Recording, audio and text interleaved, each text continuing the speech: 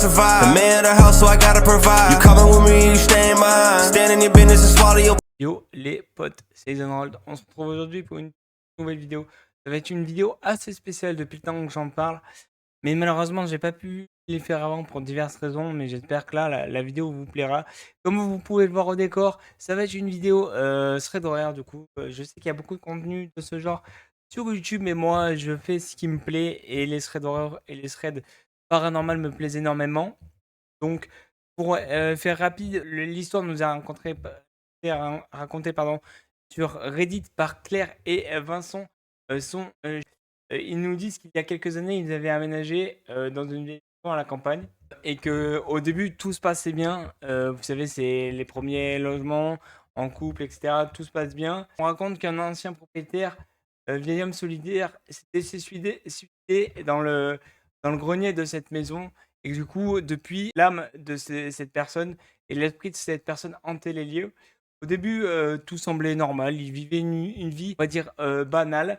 Mais au fil des semaines, Claire commençait à ressentir une pression sur elle lorsqu'elle était à la maison. Les objets se déplaçaient sans raison, les portes s'ouvraient, les portes claquaient, les objets tombaient. Elle commençait à en parler avec Vincent, donc du coup son compagnon.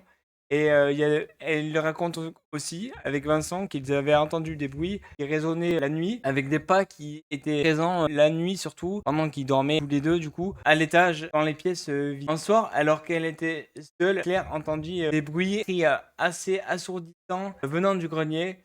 Curieuse mais terrifiée, elle attendait que Vincent soit de retour du travail pour aller voir ce qui se passait. Elle monte l'escalier, cœur battant énormément. Elle entra dans la pièce sombre, très sombre. Une nuit, c'était en hiver, j'ai pas précisé. C'était en hiver, et du coup, elle avait juste la lumière du grenier. C'était très froid, pièce qui n'est pas chauffée. Donc voilà, elle racontait qu'elle découvert sous un amas de débris, pièces, enfin du moins des objets abandonnés. C'est alors qu'elle aperçoit dans l'ombre grenier un homme avec de vêtements tout abîmés, tout sale, était là.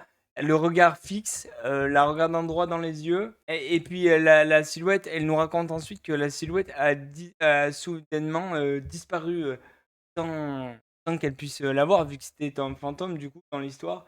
Elle se précipitait hors du grenier parce qu'elle était terrifiée de la situation. Elle en parle immédiatement à Vincent qui, lui, au début, ne croyait pas à cette histoire de fantôme et pensait que c'était une imagination, pardon.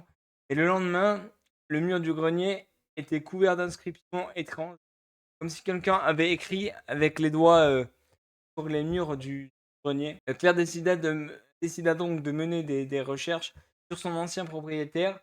Elle découvre qu'il avait laissé des lettres mentionnant sa culpabilité d'avoir tué ses enfants et sa famille, et que son esprit se trouvait donc pour toujours dans le grenier. C'est comme ça qu'elle nous raconte l'histoire. Ensuite, Claire et Vincent décidèrent de quitter la maison, mais avant de partir, Claire se rendit une dernière fois au grenier pour voir si d'autres phénomènes surnaturels se passaient. Elle déchira le vieux papier retrouvé dans le tiroir, dans un meuble du grenier parmi les pièces qui restaient. Et avant de partir de la pièce, elle entendit une voix apaisée murmurant merci. Les phénomènes cessent alors, elle n'entendit plus rien, des bruits étranges, mais Claire garda toujours le frisson en repassant à cette histoire, cette douloureuse rencontre d'un fantôme, consciente que parfois les âmes perdues cherchent à raconter des histoires même après la mort. Donc du coup, voilà, c'est les derniers points qu'on a sur cette histoire de Claire. Elle nous dit qu'elle en a même parlé à la police, village, pardon. Elle nous dit que ça se passait aux États-Unis. Désolé les gars, j'étais à fond pour vous raconter l'histoire. Donc pour faire un bref topo, l'histoire se passe aux États-Unis. Qui d'autre que ces pays-là pour du coup créer ou non des histoires réelles ou pas, parce que ça a été raconté, mais est-ce que ça vient de vraies choses qui sont passées ou d'une imagination? C'est Reddit, c'est les histoires de Reddit. Il y a des histoires qui sont vraies, des histoires qui sont fausses. Moi, j'ai tendance à y croire à ce genre d'histoire-là. Des histoires un peu horrifiques, moi j'y crois à fond à ces trucs-là.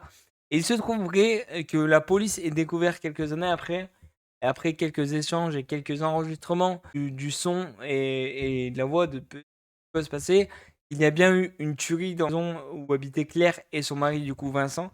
Donc du coup, voilà, les dernières nouvelles de l'histoire sont là. Malheureusement, ils ont appris trop tard que la maison était hantée. Moi, je vous le dis, hein, moi, J'aurais jamais habité dans une maison où il y a eu un suicide ou un meurtre comme ça. C'est vraiment quelque chose de trop douloureux et trop lourd à porter, sachant que moi je crois aux esprits et aux fantômes. Donc il n'y a rien de tel qui m'impressionne, qui me choque non plus. Voilà, c'était mon premier extrait d'horreur. Soyez indulgents, les gars. Je vais essayer de m'améliorer sur la narration de ce genre d'événements. Mais du coup, voilà, j'espère que mon premier extrait d'horreur sur la chaîne, pardon, vous plaira. Et puis voilà, moi je vous dis à la prochaine pour une nouvelle vidéo. Tous les potes, n'hésitez pas à liker, commenter, partager comme d'habitude. Et puis voilà, et je vous dis à la prochaine les potes. Tous.